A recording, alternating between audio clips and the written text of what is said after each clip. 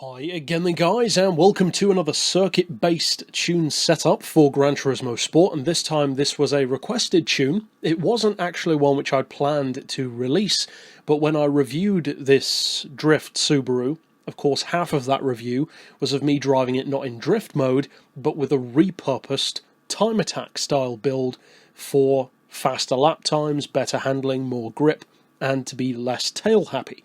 And I had a couple of requests and messages to release that tune, so that is exactly what this is. And in a funny kind of way, this actually harkens back to a tuning series which we actually haven't covered in a while called Leash the Beast on Gran Turismo 6, where we would take a challenging car and then tune it to bring it under control.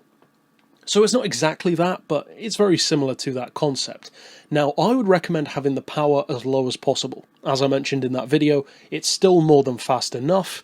If you want to give it more power, you can.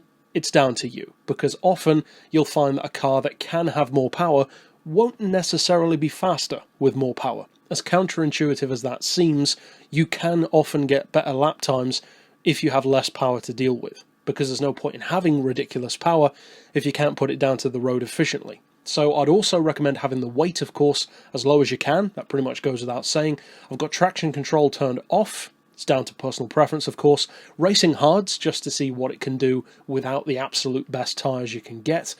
As far as the suspension, we've got the ride height on 70, which is as low as possible, of course. The frequency on 2.5, anti-roll on 7 and 6, compression on the dampers on 57, rebound on 85, 1 degree of camber.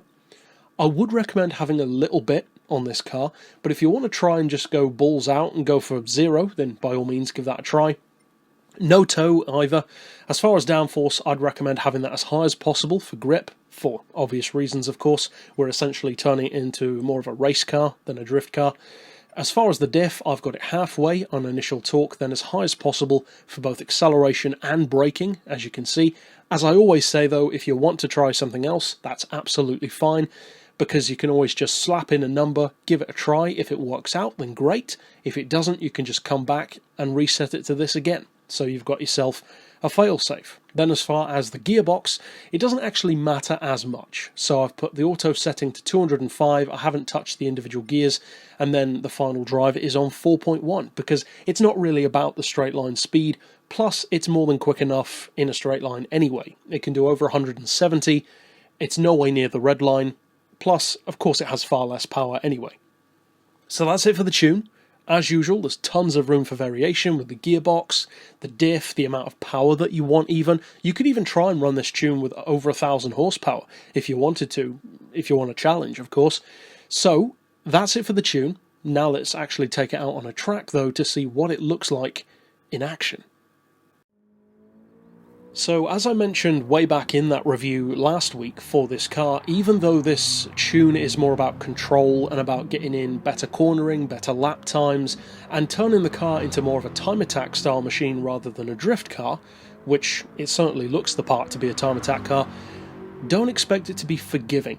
It's a lot more forgiving than it was, but it's not the kind of car which will baby you along. It can still flick its tail out, it likes to bite back, but sometimes, as you can kind of see in this replay, you can use that little bit of tail happiness to your advantage. When it kicks the tail out sometimes, it can actually help you get a nice little flow through certain corners where other cars will be start-stop style accelerating. So if you do decide to give this tune a go, I hope you have a ton of fun with it. It's not exactly a race winner because of the Group X classification, unfortunately, but have a lot of fun with it, and of course you could use it in lobbies if you wanted to. And by all means, try and give it 1100 horsepower and see what happens, see if you can have some fun with that as well. So, if you do enjoy this tune, of course you can check out tons more here on the channel by clicking through to the playlist at the end. But for now, as always, thanks for watching.